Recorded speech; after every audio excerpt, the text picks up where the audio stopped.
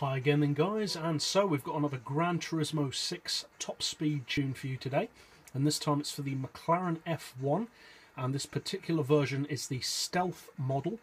So you want your racing soft tyres as usual.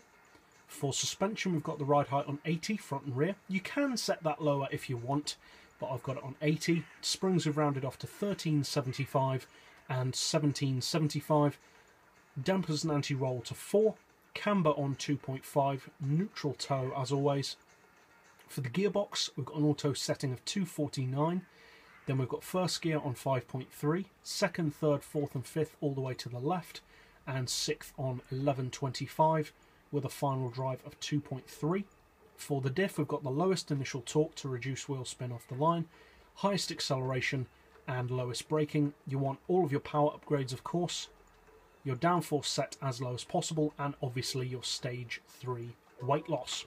Traction control is essential to be turned off with all vehicles. If you don't make that a practice, I suggest strongly that you do so, because vehicles are a lot quicker without traction control, especially off the line.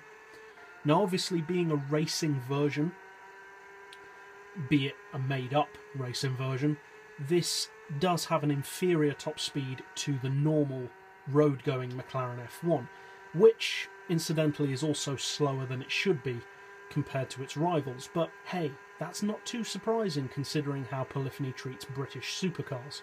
Need I mention the XJ220 and TVR Speed 12, which are also both completely inaccurately represented compared to their rivals, but hey, that's the way it is at the moment. But as far as performance, even though this racing model is inferior to the road car, it's still pretty quick for a racing model. It is one of the quicker GT class machines. Not necessarily one of the quickest, but one of the quicker models. It has a cruising speed of about 252, which is pretty good considering it still has downforce and probably a flat floor considering that it is a racing model. Obviously you can't fit the flat floor to it, but I think Polyphony probably already did.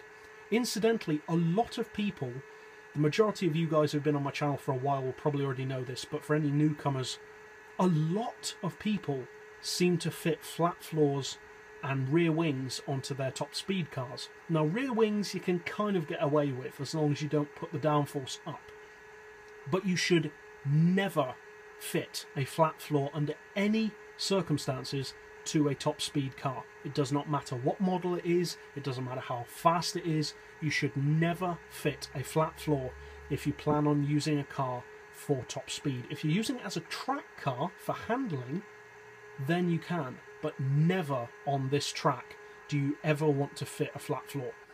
I think a lot of people know that by now, but I'm surprised how many people still fit flat floors and then wonder why my tunes don't work. And I have to say, take off the flat floor, take off the wing. But hey, some people just take a bit longer to learn, I guess. Or maybe they just haven't had the game for as long. But for those of you guys who do decide to use this tune, I hope you find it helpful and competitive. As far as draft potential, it is fairly close to the red line, as you can see. So this is more of a top speed tune for the car on its own, really. For instance, tracks like Le Sarthe or the Nürburgring Ring, etc. So if you do plan on using this to draft up to like 280, 290, etc., you will definitely want to extend the final drive a bit more. But as I said, if you found this tune setup helpful, feel free to subscribe. I put out new top speed tunes every day. And as always, thanks for watching.